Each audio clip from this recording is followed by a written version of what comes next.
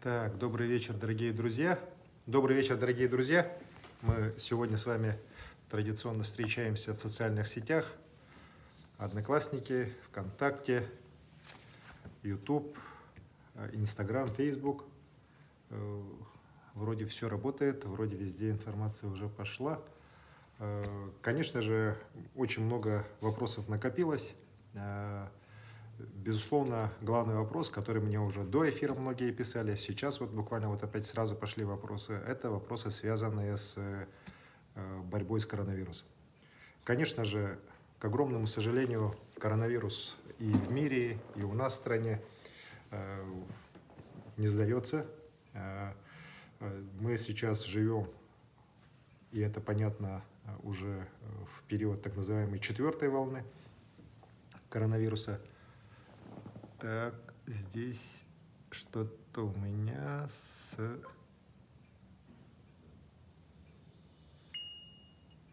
Так. Я попрошу вот разобраться, здесь у меня что-то Facebook глючит.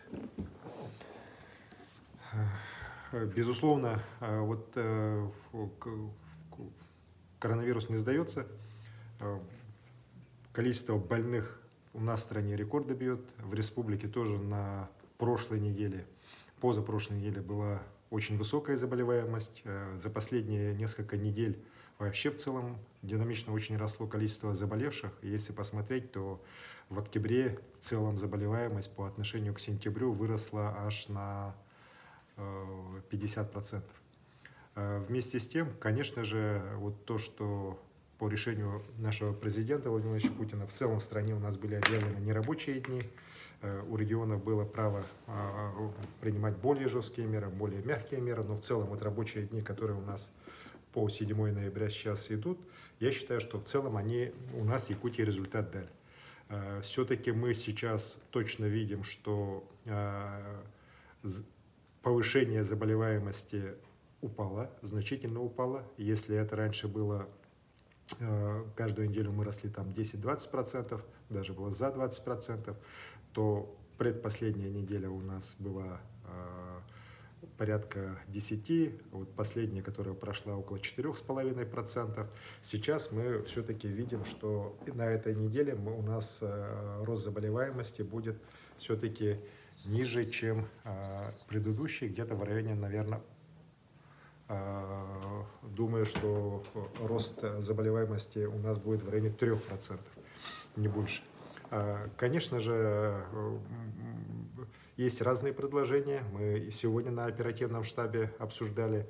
Многие регионы страны уже сейчас продлевают нерабочие дни на период до 13-14 ноября, некоторые до 10 ноября. Мы, конечно, безусловно, взвесили сегодня все за и против таких решений. Ну и по итогам оперативного штаба я сегодня подписал указ о том, что у нас продолжения нерабочих дней не будет. С 8 числа мы возвращаемся уже к открытию всех учреждений, в том числе тех, которые у нас были закрыты вот в эти дни в первую очередь. Торговля начинает работать в нормальном режиме. Бытовые услуги, спортивные залы, школьные, дошкольные образовательные учреждения.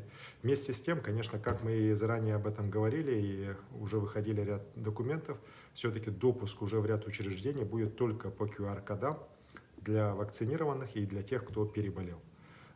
Также могут предоставляться и анализ ПЦР, которому не более 72 часов.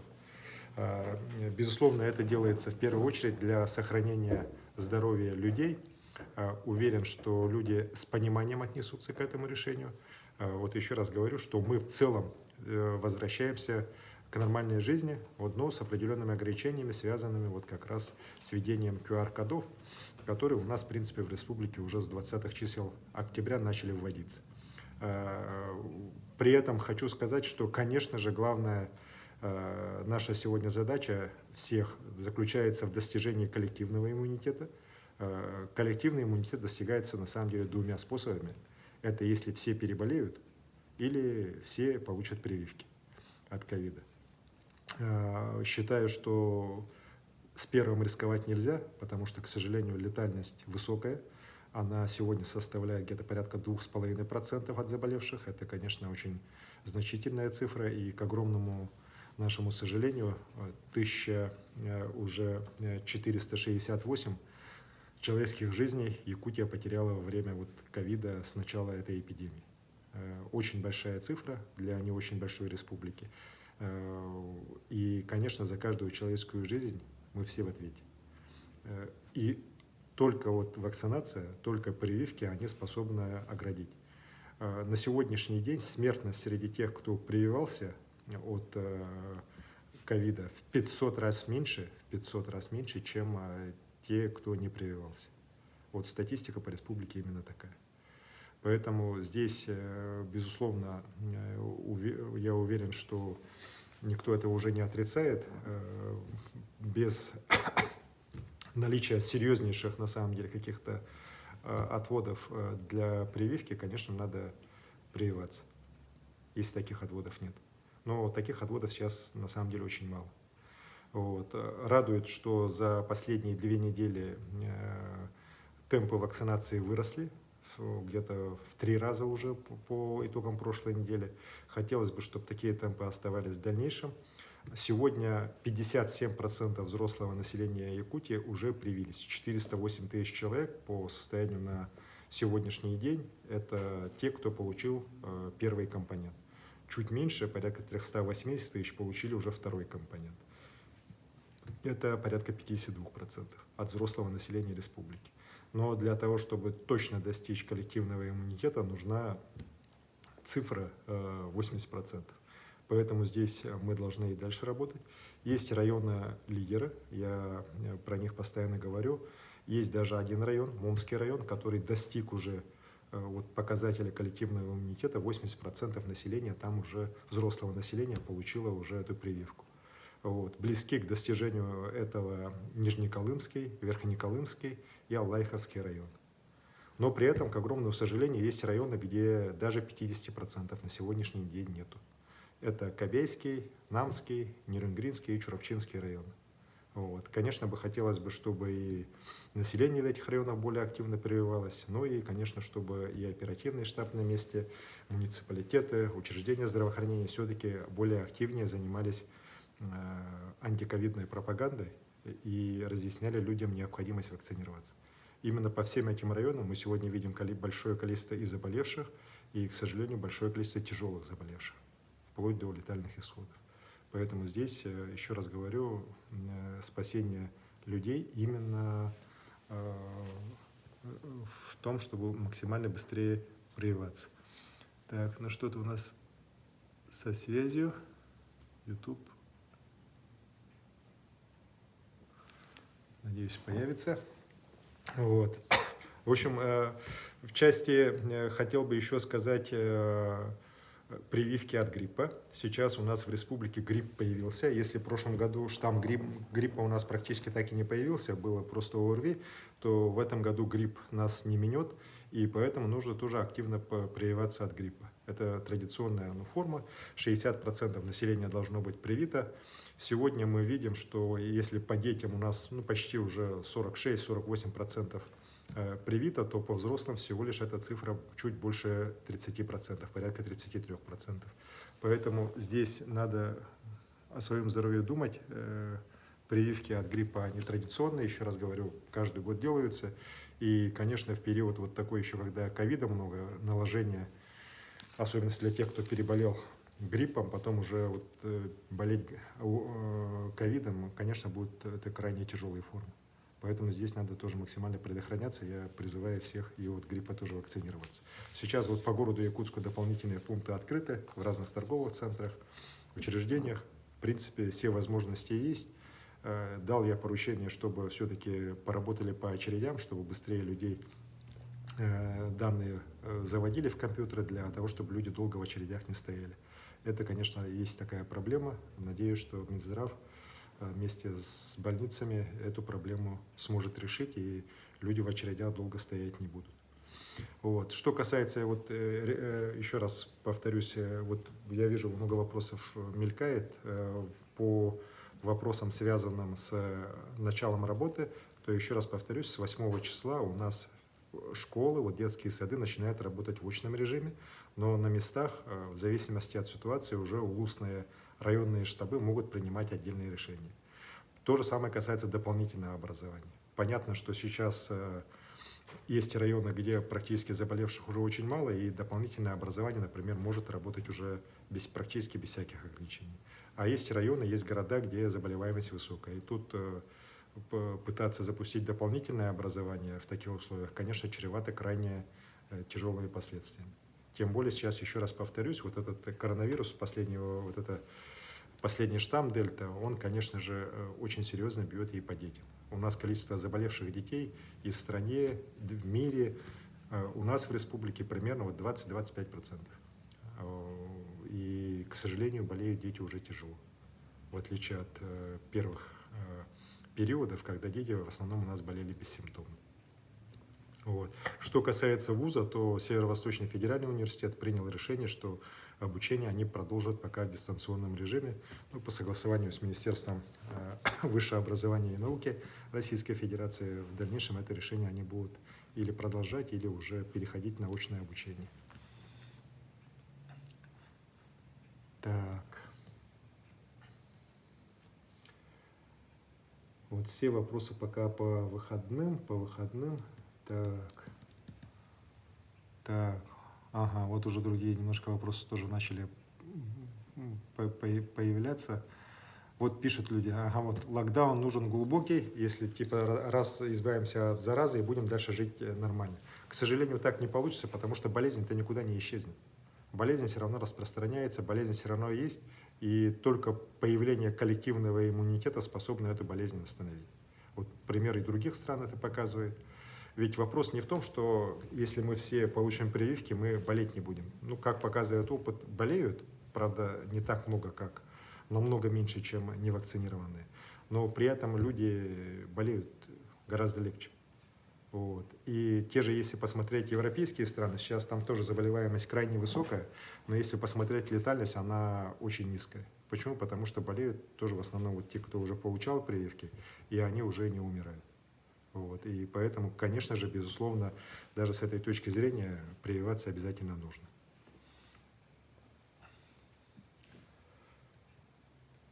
Так.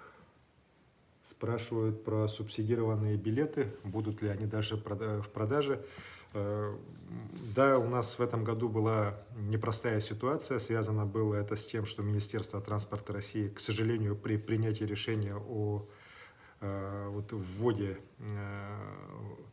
режима льготных билетов для всех категорий населения по Дальнему Востоку, две дальневосточные столицы, Читу и Якутск, не включила по каким-то своим, на мой взгляд, субъективным подходам.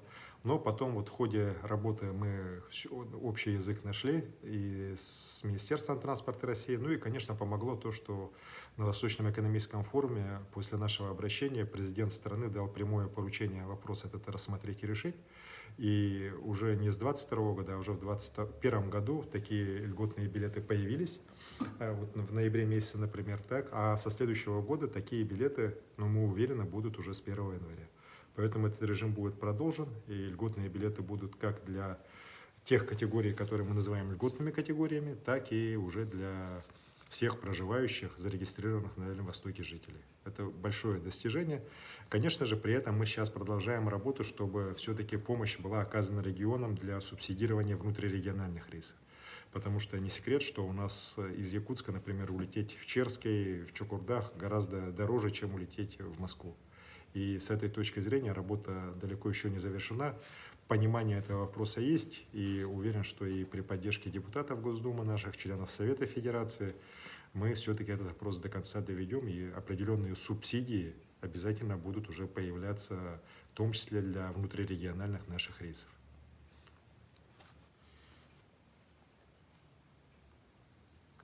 Так.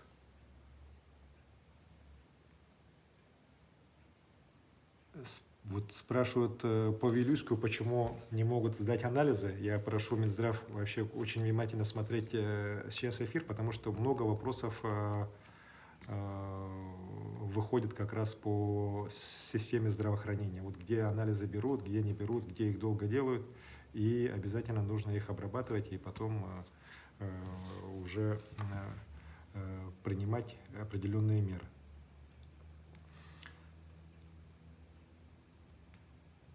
Так. Программа поощрения среди вакцинированных от ковид планируется ли вводить в Якутии? Ну, она у нас уже давно действует, такая программа. Есть много и скидок по различным учреждениям. Есть даже, вот я помню, разыгрывались уже лотереи для тех, кто вакцинируется. Поэтому эта программа, она у нас работает, поощрение, так? Но я считаю, что здесь не за какими-то поощрениями нужно идти прививаться, а нужно идти прививаться именно для того, чтобы сохранить свое здоровье и здоровье своих родных и близких. Более важной задачи, на мой взгляд, я не вижу.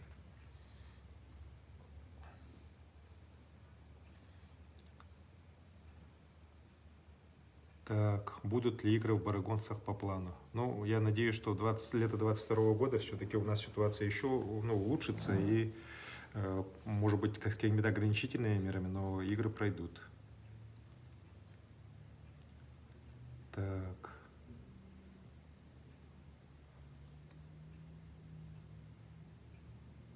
МВД.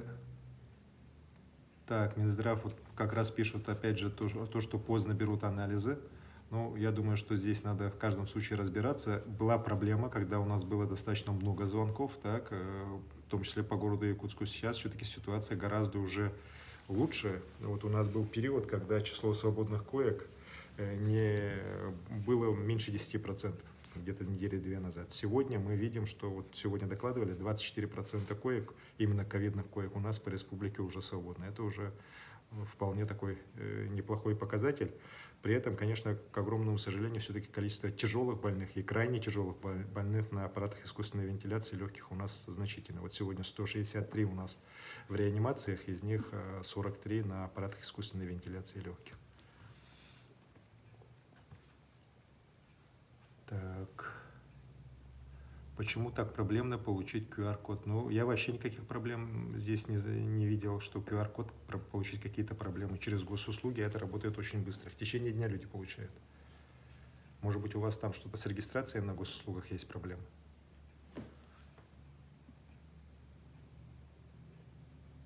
Так. Спортзалы тоже будут работать очно с 8 числа. Вот здесь несколько вопросов, будут ли работать спортзалы. Спортзалы будут работать очно, но при этом, конечно же, QR-коды будут требовать.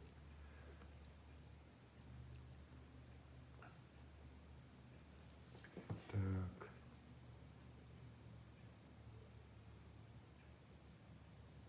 Вот вошли вопросы по пожарам лесным. Несколько есть вопросов, что будете делать. Вот дополнительные деньги выделены решением правительства России, куда они пойдут. Ну, в общем, ряд таких вопросов появился, связано с пожарами. Давайте я на них тоже отвечу, потому что достаточно такая тоже больная для всех нас тема, и хотелось бы здесь тоже ясность внести. Безусловно, лето этого года самое засушливое, самое жаркое вообще в истории метеонаблюдения, оно по Якутии прошлось очень тяжелым катком лесных пожаров. Безусловно, мы все должны делать для того, чтобы не то чтобы предотвратить такие пожары, а для того, чтобы ущерб от таких пожаров был все-таки минимизирован. Несколько раз я ставил перед президентом страны данный вопрос, и президент нас поддержал. И благодаря его прямым поручениям сейчас на следующий год у нас финансирование на тушение лесных пожаров по Якутии именно увеличено на 1 200 000 000 рублей. Раньше, грубо говоря, на все это у нас было порядка 400 миллионов предусматривалось, сейчас 1 600 000 000, то есть 1 200 000 000 почти увеличение. На что пойдут эти деньги? Во-первых, будет увеличено количество авиачасов на авиалесоохрану для мониторинга, патрулирования, ну и, конечно, вот работы уже лесопожарных формирований. Это первое направление.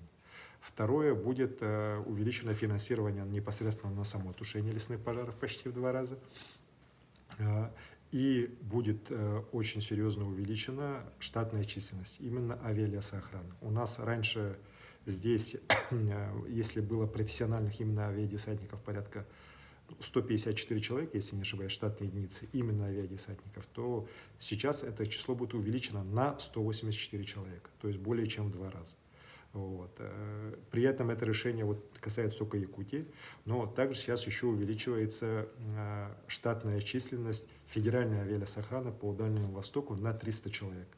Будут распределено по разным регионам, в том числе на Якутию 50 человек тоже будет дополнительно выделено. Так? Это федеральная авиасохрана. То есть всего мы уже свыше 234 человека у нас будет авиадесантников по республике больше.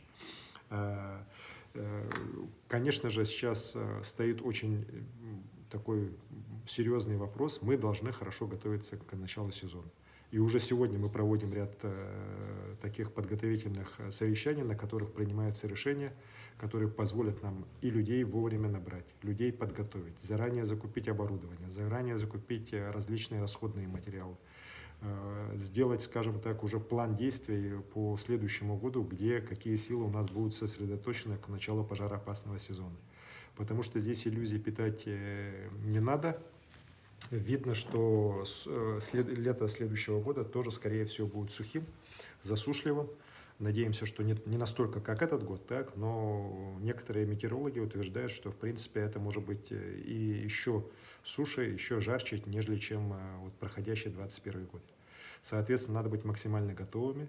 Я очень благодарен работе вот, общественного добровольческого штаба. Мы с Афанасием Алексеевым встречались, обсудили. На следующий год я рад, что эта работа штаба будет уже заранее подготовлена, будет продолжена. И, конечно, с правительством республики в самом тесном контакте этот общественный штаб тоже будет работать. Вот. Кстати, вот сейчас тоже здесь вопрос промелькнул про оплату труда. У нас всего порядка 15 тысяч человек вот, мобилизованных работало на тушении пожаров.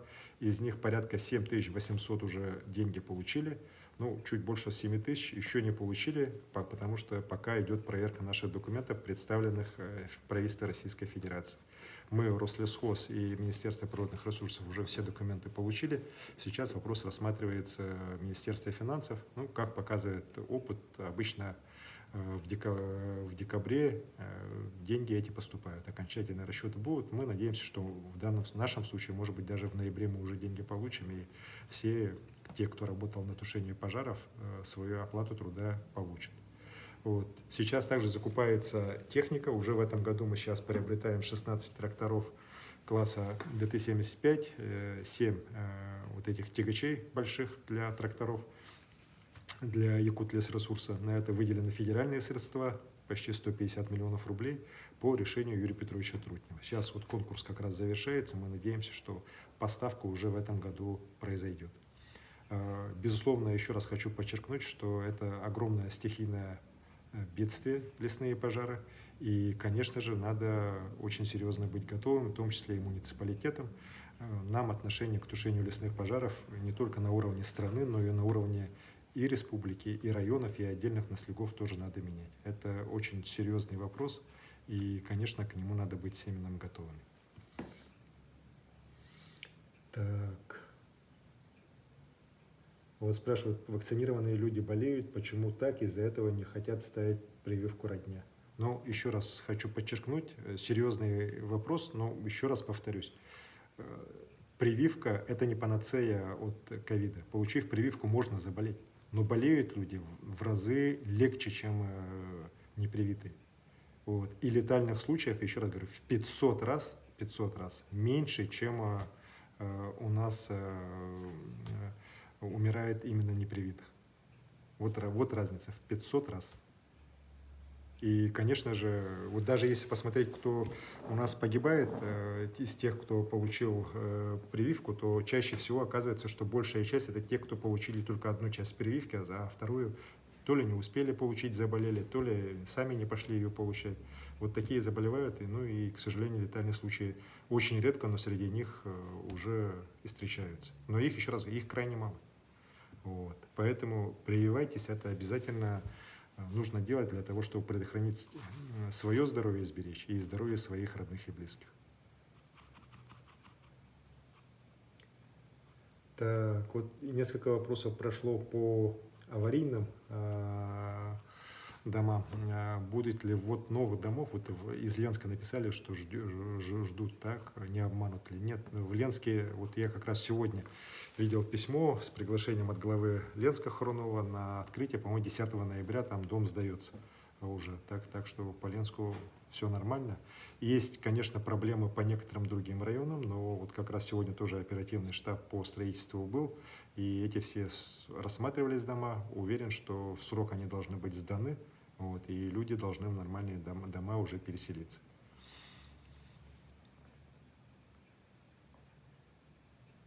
Так, слишком много алкогольных магазинов, когда их закроют? Вы знаете, вот здесь на самом деле антиалкогольная политика нашей республики не меняется. Мы противники того, чтобы они открывались на каждом углу. И вот я полностью поддерживаю те решения, которые в последнее время как раз городские власти здесь, в Якутске, принимают. Как раз по ограничению вот, бесконтрольного открытия различных алкогольных магазинов, причем под видом порой и общественного питания, и продажи там продовольственных товаров. Вот этому надо, конечно, жесткий заслон ставить, так, и вплоть до сноса и отзыва лицензий. Так. Вот разные пишут, что вот тот привился, заболел, вот тот этот привился. Ну, знаете, еще раз говорю, вот я работаю цифрами, так, еще раз говорю, цифры, они не врут, так, привитые от ковида болеют в сотни раз меньше, чем не привитые. Вот и вся разница. Вышел приказ, что до 2024 года не должны проводиться массовые мероприятия в школах. Нет такого приказа. Это неправда. Так. С Айсаров чувствуется запах гари от свалки. Ну, к сожалению, запах гари от свалки чувствуется в городе Якутске. И чувствуется он не только сегодня, он уже последние несколько лет. К сожалению, так усилился. Но очень надеюсь, что все-таки работы будут проведены, и новый полигон мусорный у нас в установленные сроки откроется. Ну и соответствующая работа пройдет по рекультивации старой свалки. Это вот период 22-24 года.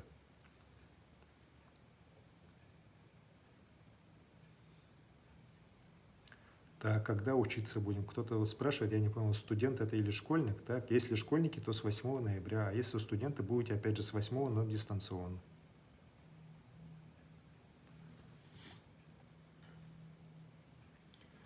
Вот, когда мы вернемся к нормальной жизни, 100 лет республики в онлайне, что ли, будем встречать? Вот мне пишет девушка.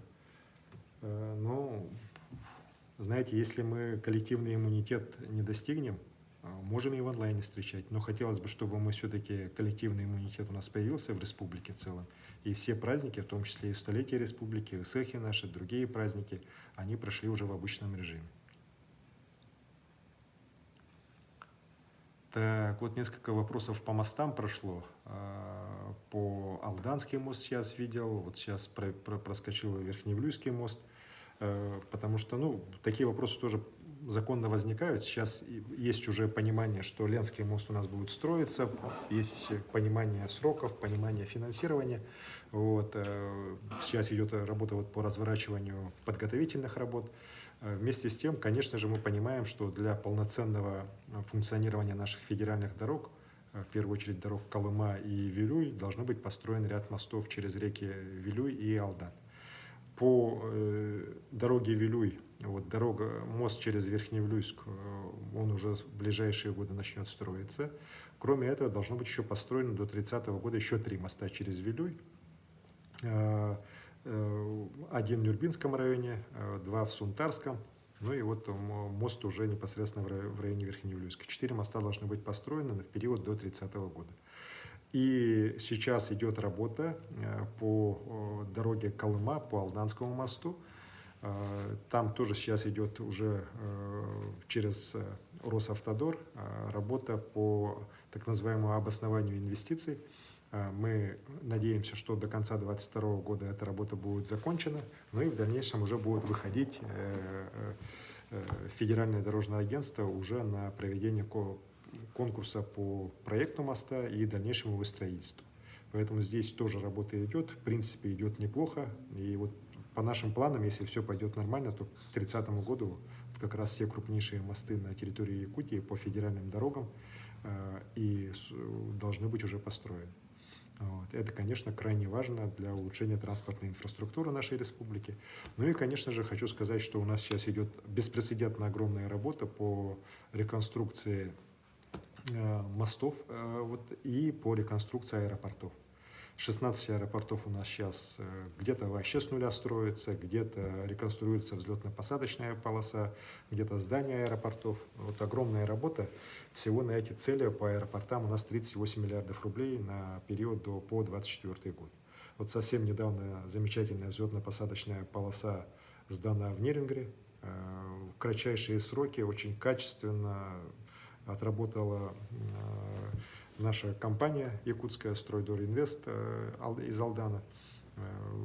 И, конечно же, ничего кроме восхищения, вот правильная организация труда, самоотверженность строителей, которые вот в такое непростое время смогли такую полосу сделать, не вызывает. Вот. Ну и уверен, что и эта работа будет продолжена, и в конце уже следующего года мы в Нерингре полный новый аэровокзальный комплекс получим. Также сдана сейчас взлетно-посадочная полоса по Лёкминску. Тоже непростой был объект, но, слава богу, вот при поддержке правительства республики строители задачи справились. Будут продолжаться работы и по Якутску, идет сейчас работа по Мирному. Сейчас планируется также реконструкция уже на аэропорту Полярный, это город Удачный. Работы идут также даже по нашим самым северным аэропортам. Например, в частности, вот по Черскому тоже будет большая работа проводиться по реконструкции взлетно-посадочной полосы. Поэтому работа идет как раз вот по магистральной нашей инфраструктуре, как по дорогам, по мостам, так и по аэропортам.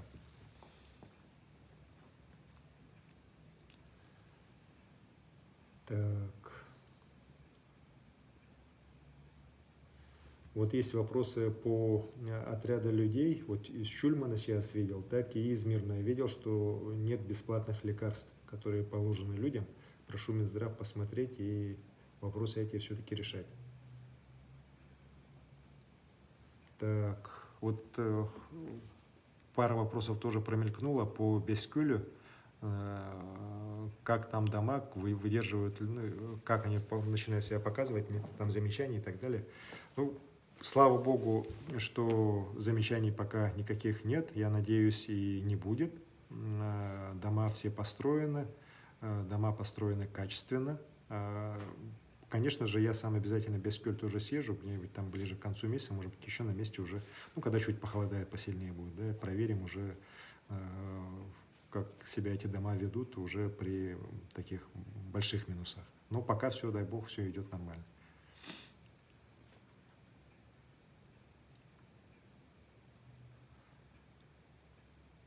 Вот. Ну, очень много вопросов самых разных по локдауну, вижу самые разные мнения. Некоторые говорят, вот тогда почему в автобусах много людей и так далее. Ну, а что вы предлагаете по автобусам? Автобусы остановить, что ли? Как тогда люди передвигаться будут? Вот. Поэтому здесь надо просто в автобусах с масками ездить. Здесь на самом деле дезинфекция автобусов постоянно проводится.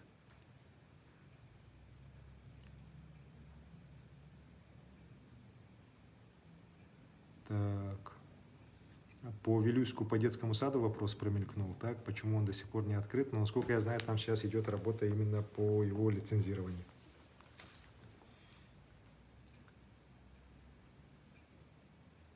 Вот, много вопросов по анализам по их дороговизне, но здесь уж, как говорится, к сожалению, что имеем, то имеем. Так, они, конечно, дорогие, вот, но все это брать на бюджет мы тоже сегодня ни один другой субъект, они пока делать не могут.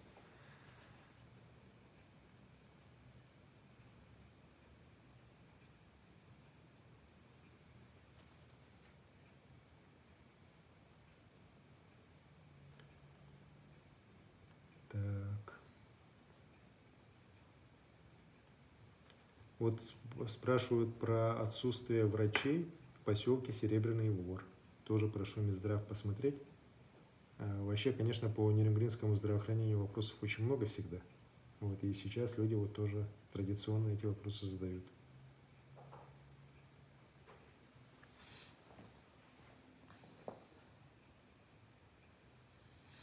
когда будут ездить автобусы по улице Кульбертинова. Но ремонт улицы Кульбертинова практически завершен, там остались последние штрихи, насколько я знаю. Так, очень надеюсь, что в ближайшее время автобусы там уже появятся.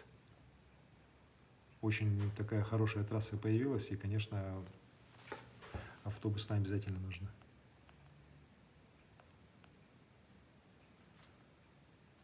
Когда школу в Сайды Верхоянского улуса построят. Ну, стройка сейчас только будет начинаться, так, поэтому она, конечно, за один год в таких труднодоступных территориях, как Сайды, школу построить невозможно.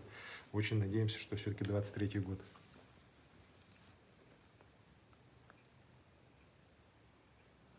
Так, ну, коллеги, вот очень много вопросов, которые повторяются опять. Будут ли учиться дети очно? Да, будут.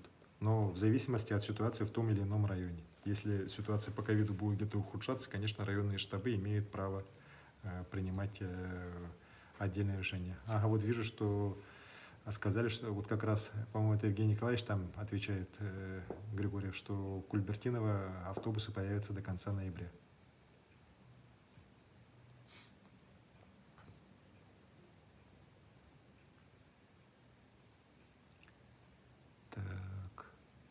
Кинотеатры могут работать, спрашивают про кинотеатры, но опять же там заполнение 50%.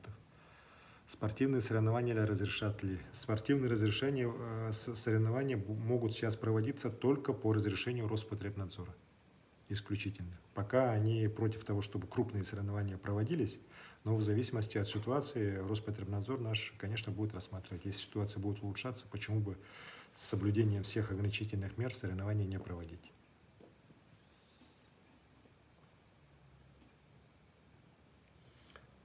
Когда закончится строительство кардиоцентра, спрашивают.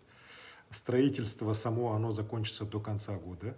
Сейчас строительная готовность объекта практически под 90%. Закуплено очень уникальное для России даже оборудование.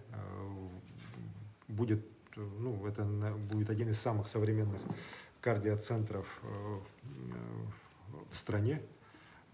5 операционных, 3 как бы стандартные операционные, 2 ангиографические, 15 тысяч квадратных метров. Всего закуплен уникальный томограф, уникальный магнитно-резонансный томограф, компьютерный томограф.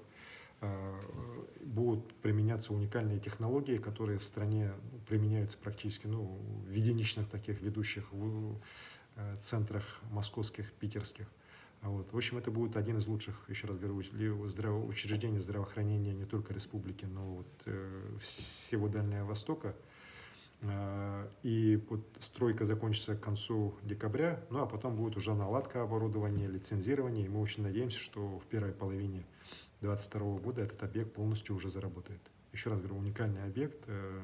Строится он по решению как раз, который поддержал Юрий Петрович Трутнев, полпред на Дальнем Востоке, президента. Были выделены деньги из федерального бюджета в основной своей части, как раз по дальневосточной субсидии. И мы сейчас видим, что замечательный объект у нас в ближайшее время уже в Якутске будет построен и введен.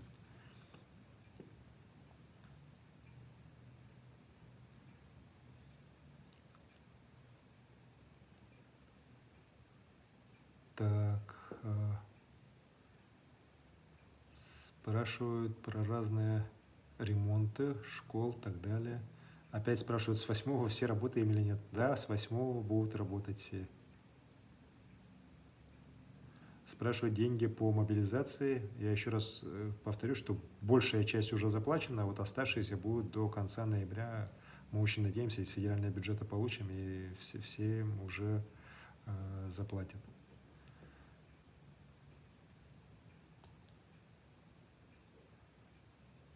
Так, есть много вопросов по нехватке врачей. Здесь надо понимать, друзья, что это проблема уже общероссийская. У нас, к сожалению, врачей не хватает. Причем не хватает не только в отдаленных селах, как некоторые думают, у нас их не хватает и в крупных наших городах. И здесь, конечно же, надо очень серьезно в целом по стране думать именно по увеличению престижа, повышению престижа работы врача, по их поддержке, по созданию новых учебных мест для того, чтобы врачей хватало. Сейчас врачей практически нигде не хватает. Если раньше мы решали эти вопросы вот как раз за счет того, что врачи переезжали из других регионов, то сейчас это уже не работает. Сейчас нигде уже врачей переизбытка нету, и здесь надо, еще раз говорю, готовить свои кадры.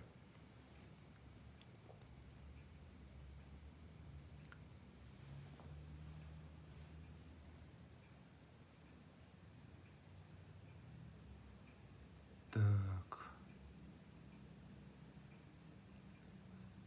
Ну вот опять повтор вопросов идет и идет.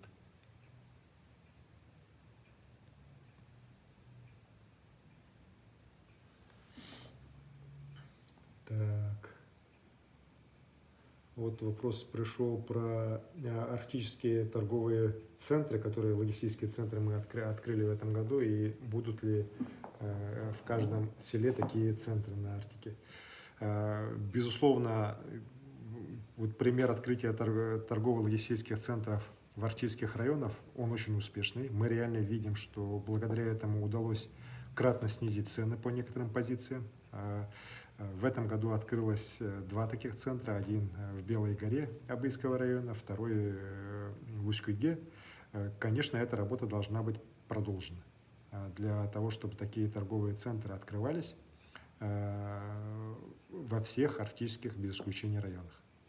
И наш подход заключается в том, что в следующем году начинается строительство 4 торговых логистических центров. Это Жиганск и это Колымские районы наши.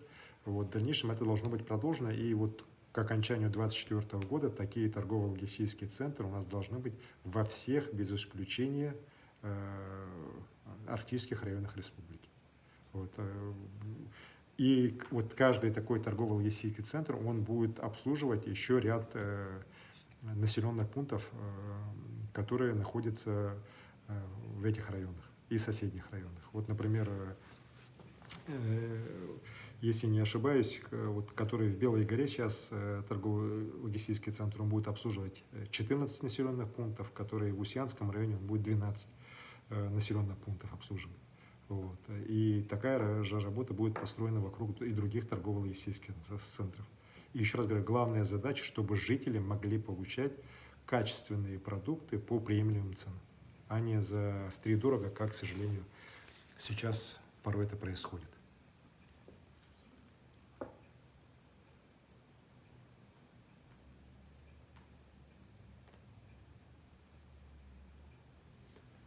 Так.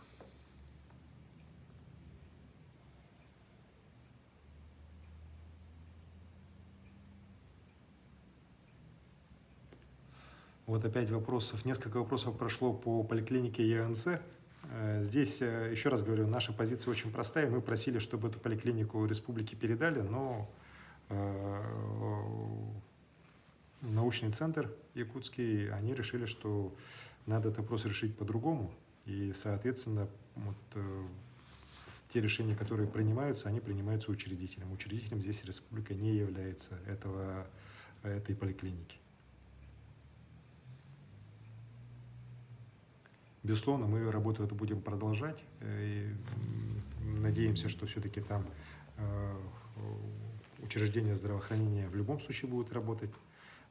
И какой-то вариант для того, чтобы люди не страдали, именно вот те, кто к этой поликлинике прикреплен, надо обязательно найти.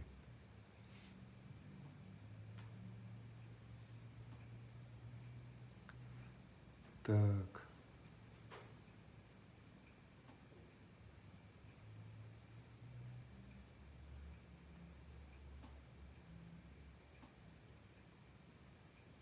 Друзья, у меня такое чувство, что здесь люди или только входят и начинают вопросы задавать, или как. Потому что куча вопросов все повторяются, особенно по ковиду. Уменьшилось ли количество больных ковидом за эту неделю? Еще раз повторяюсь, оно выросло, но выросло незначительно, гораздо меньше, чем раньше. Если раньше у нас росло на 10-20% в неделю, то за эту неделю мы видим рост до порядка 3%, наверное, будет.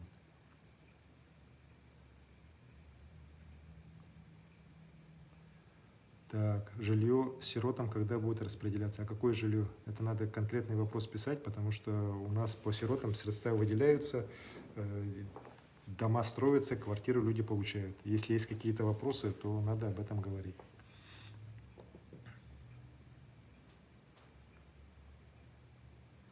Ну вот спрашивают, надо все закрыть, ничего, чтобы не работало, пока ковид не исчезнет. Так, почему вы открываете все? Ну, здесь же надо выбирать между... Здесь есть, знаете, вот какой вариант? Можно на самом деле все закрыть и дождаться, пока весь бизнес у нас умрет, пока экономика вся упадет. Но самое главное, при этом ковид не исчезнет. Потому что, еще раз говорю, ковид мы можем только победить, когда достигнем коллективного иммунитета. Это значит, мы должны прививаться, мы должны соблюдать ограничительные меры. Вот. Знаете, в многих странах ограничительные меры же, они тоже есть, но там локдаунов-то не объявляют. Почему? Потому что там, еще раз хочу подчеркнуть, достаточно большое количество людей уже привитых. И даже если люди заболевают, то заболевают они гораздо легче, чем непривитые. В основном сейчас в мире, и у нас в России, и у нас в республике тяжело болеют непривитые люди. И вот именно наша сейчас задача, чтобы непривитых, у нас было все-таки непривитых людей было меньше. Чтобы мы все-таки отработали, людей убедили в этом.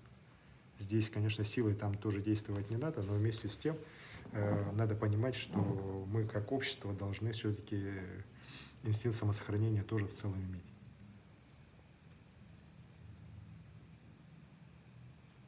Так, где собираетесь строить больницы в районах после того, как откроете кардио- и онкоцентр? Ну, у нас принята большая программа по первичной медицинской помощи, в которой у нас многие районы уже попали, и более того, некоторые объекты уже вот в 2022 году начнут строиться, некоторые уже сейчас строятся.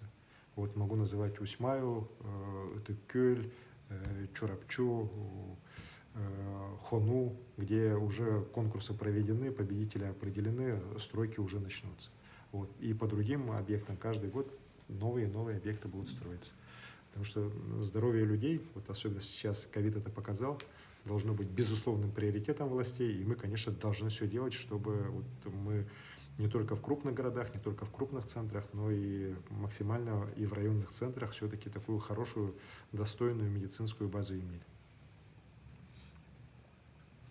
В Китае победили ведь без вакцины, пишут, благодаря жестким ограничительным мерам. Нет, в Китае, во-первых, и жесткие меры приняли, так, а во-вторых, они максимум все вакцинированы. Сейчас даже детей вакцинируют от 5 лет в Китае. Вот. А мы вообще даже еще вопрос о вакцинации подростков старше 12 лет, мы даже еще как страна еще рассматривать даже не стали. Вот. Хотя во многих странах, в том числе вот и в Соединенных Штатах Америки, и в Европе такая работа уже началась. Вот. Мы, к сожалению, вот как раз, я об этом тоже много раз говорил уже, мы, имея прекрасные научные наработки, прекрасные вакцины, в первом мире ее создаем, но, к сожалению, в части вакцинации идем очень далеко позади всех. Вот. И потом удивляемся, почему у нас большое количество и заболевших тяжело, и почему большое количество, к сожалению, летальных случаев.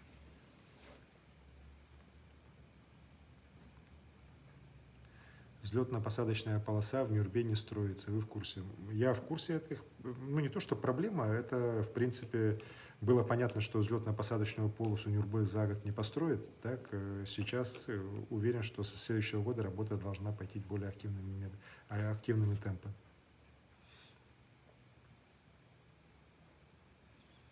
Спрашивают, все вопросы будут ли сохранены и анализированы. Конечно, вопросы все эти сохраняются, по ним потом делается уже поручения отдельные в адрес тех министерств, ведомств, муниципальных районов, по которым есть вопросы.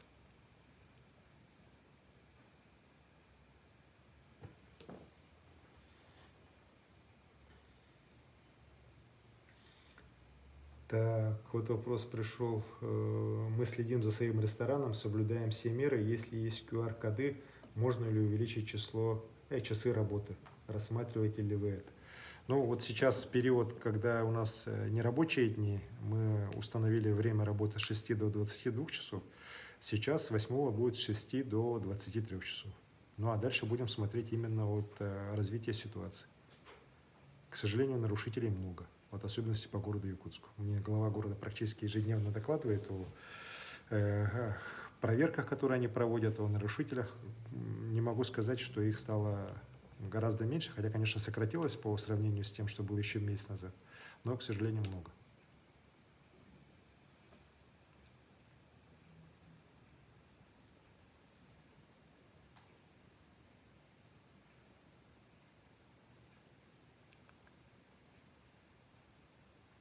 Так. Спрашивают, почему студенты дистанционно. Ну, еще раз говорю, решение принимает ректорат на основе тех рекомендаций, которые Министерство высшего образования и науки Российской Федерации им дает. Так, тут в реанимационное отделение медцентра жалуются. Мы очень столкнулись с плохим отношением к пациентам. Но еще раз хочу, коллеги, сказать, что все письма эти будут уже потом пойдут по соответствующим адресам. Если есть какие-то нарушения, будут, конечно же, меры приниматься. Так, вопрос пришел, вот вижу, проскочил по Алдану, вот второй уже раз по бассейну, который у нас уже был готов, его должны были уже полностью запустить. Там часть работает, но вот спортивный бассейн запустить что-то не получается. Так, конечно, это безобразие, потому что было обещано, что уже в октябре все будет полностью работать. Я прошу Кирилла Евгеньевича Бычкова, первого зампреда правительства, который отвечает за стройку, на контроль взять вместе со службой госзаказчика. Так? Ну и да, надо, если там какие-то проблемы есть, вот здесь я промелькнуло, что там что-то сломалось, что ли, еще не начав работать, надо в течение недели в порядок привести, и не позже 15 ноября все-таки давайте запускайте объект. Вот как раз вижу, Кирилл Евгеньевич здесь находится. Так? Кирилл Евгеньевич, по Алдану, по бассейну давайте разбирайтесь. И до 15 ноября вопрос решить.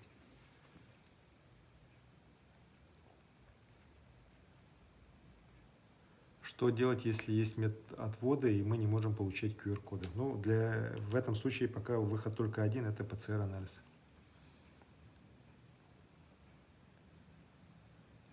Так, инвалидам бесплатные лекарства не дают в Горном районе. Тоже прошу обратить внимание, что там в Горном случилось.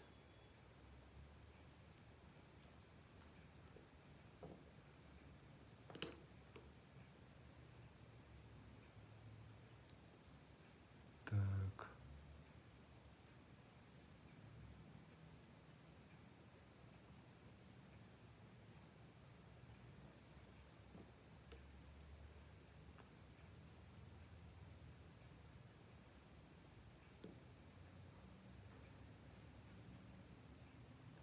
Вопросы все вот повторяются и повторяются одни и те же.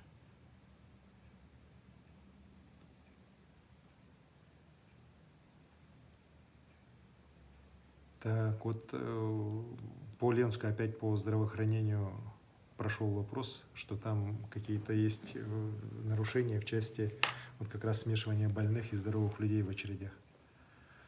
Так.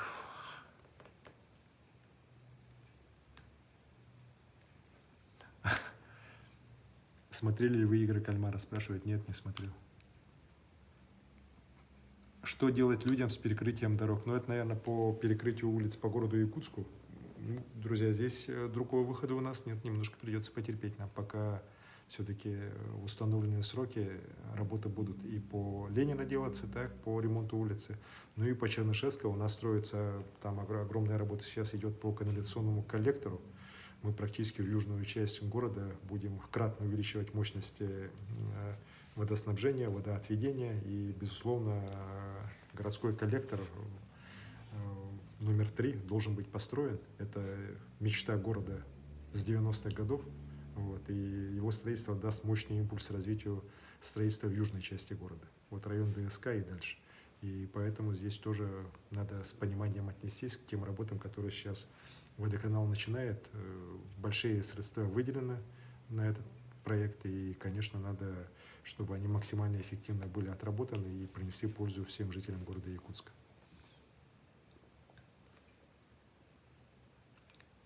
Умеете ли вы говорить по-якутски? Я умею прекрасно говорить по-якутски.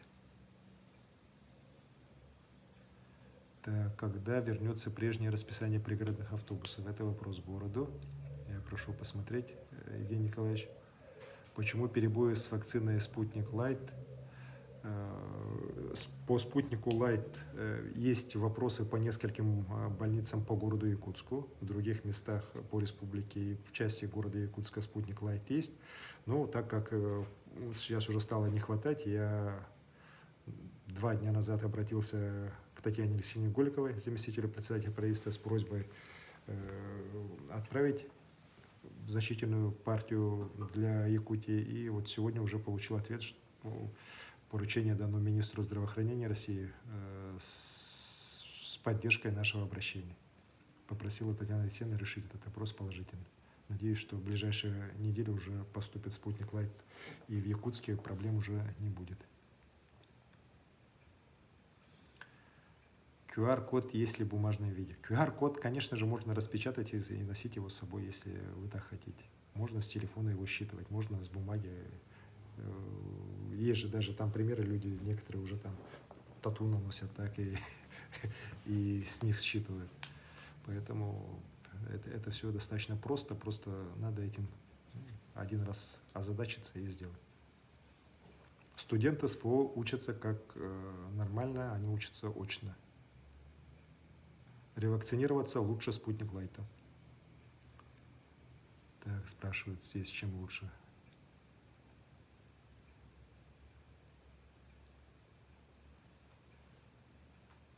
Так, вот по школе Чапаева в Алекнинском районе вопрос проскочил. Я прошу Минобр посмотреть.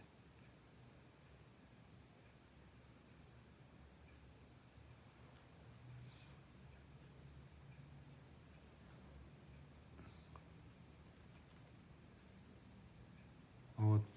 Про барак на Луговой спросили, Евгений Николаевич Григорьев, я прошу посмотреть. Говорят, не могут дождаться ответа. Спрашивают, не будет ли запрещена мунха. Хох, мунха бобулуват, мунха бар булуга. Мунха когуляндар, окнамрон на сюгнен, тынчана кихна муньяр на атахох. Потому что вы ставили прививку. Да, я ставил прививку, и более того, я даже ревакцинировался в июле месяце.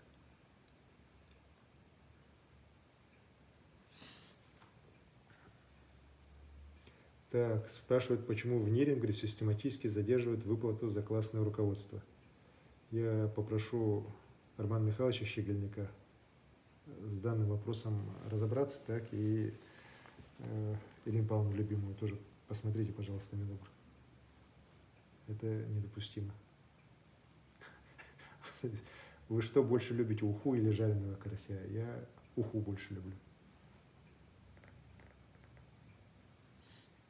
Так. Спрашивают вот про медиков, могут ли работать медики невакцинированные. Коллеги, ну решения все в этой части приняты о тех категориях, которые обязательно должны быть вакцинированы. И поэтому здесь, ну, какие могут быть вопросы? Надо здесь уже по конкретно, если такие конкретные случаи есть, то надо уже писать жалобы, и вопрос будет решен.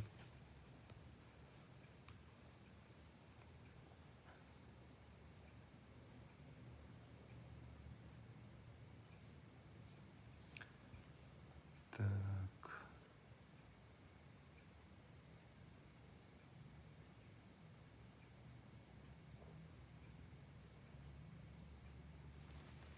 Спрашивают уже про Новый год, как его будем отмечать, так далее, так далее. Так, друзья, ну, все зависит от нас.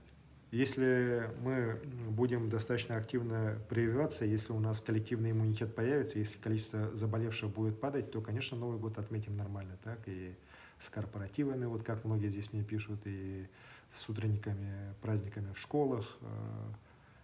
А если этого не будет, если количество больных будет много, то, к сожалению, конечно же, будут достаточно серьезные ограничения.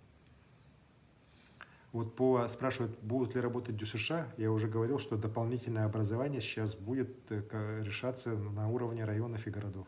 Потому что есть районы, где мы считаем, что ситуация уже более-менее нормальная, и с определенными ограничениями даже вот, ДЮСШ могут работать, а есть, где, к сожалению, сейчас пока еще все очень тяжело.